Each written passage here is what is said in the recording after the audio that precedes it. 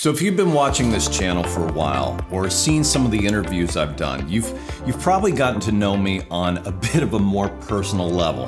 I mean, pretty much what you see here is how I am in real life. I can be animated at times, a bit emotional, and most times I consider myself hilarious. But I also consider my growing up in the Northeast the reason why I have this attitude where I just call it like it is. I mean, I call a spade, and lack of critical thinking and sheer stupidity tend to be a trigger that can set me off to explain basic logic and reason that seems to be absent in society today. And I'm the guy that points out the dopes who serve the garbage that gets dished out. Or I'll call out the idiots that believe it. Well, today's that day I'm pointing the finger. Now, while most of you who watch me are believers in Christ, and what I'm about to say may be seen as uncaring or unchristian-like, trust me when I say my attitude and approach is perhaps more Christian than most Christians out there. Yes, that is a bold statement, but please just stay with me. So do you all remember back in 2021, the Biden administration's decision to pull the troops out of Afghanistan? Well, look, I hope so. And did you realize that there was $7 billion taxpayer dollars left behind in the form of equipment? $7 billion of equipment left for the Taliban, an organization that hates America and apparently was responsible for the attacks on U.S. soil. And this buffoon and his array of misfits wanted this to happen. Biden is like the Charlie in the box on the island of misfit toys. My name is Charlie. That's why I'm a misfit toy. My name is all wrong. No child wants to play with a Charlie in the box, so I had to come here.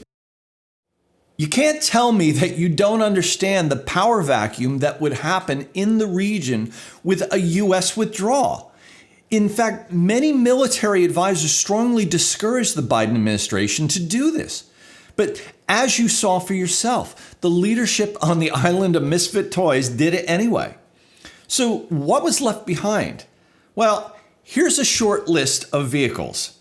Now, while you can say they weren't operational, or maybe you might say nobody within the Taliban would know how to fly any of these or use them, maybe, okay, but at the very least, all of this could be sold to the surrounding regions to then fund the Taliban's terror.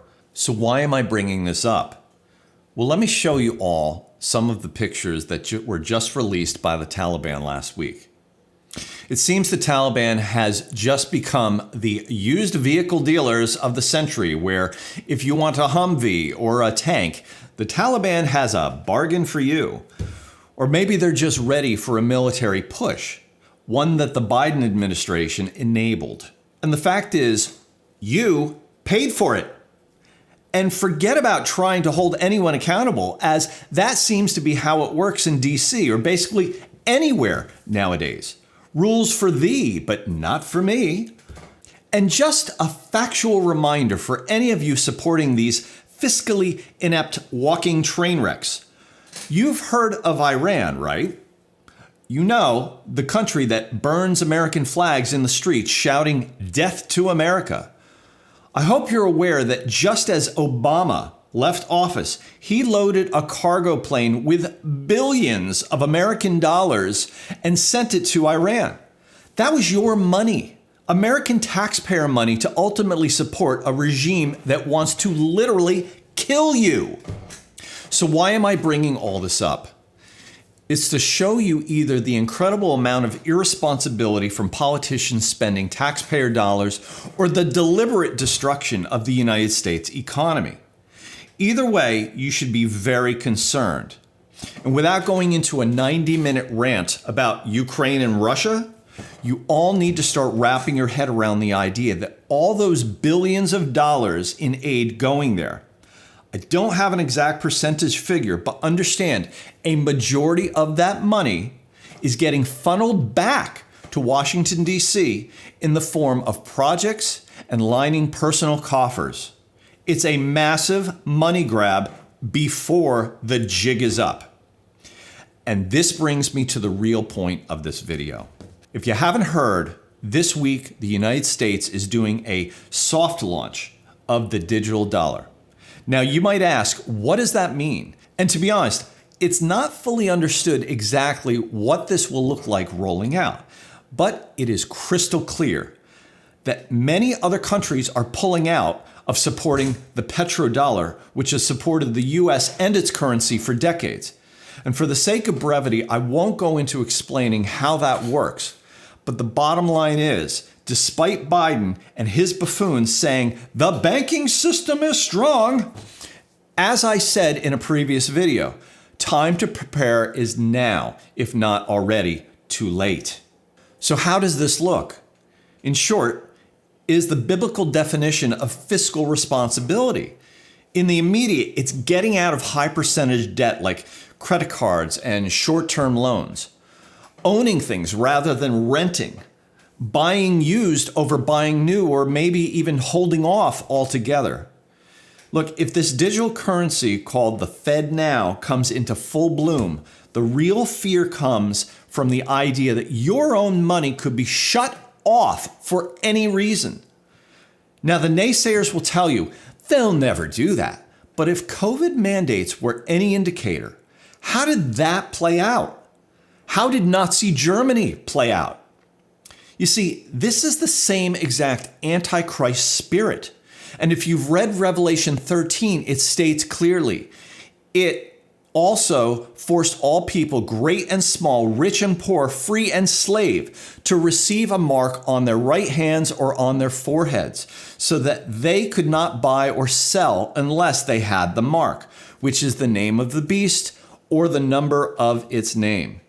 And while it's not fully in place today, with this beast system in place, governments will have the power to tell you how you can travel, what you can eat, where you live, what health mandates you must follow.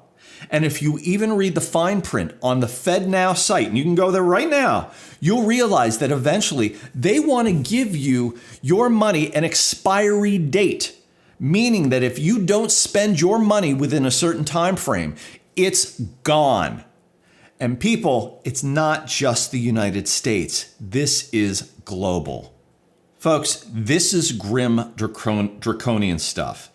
And there are days I just shake my head in disbelief as a vast majority of people seem to embrace this lunacy.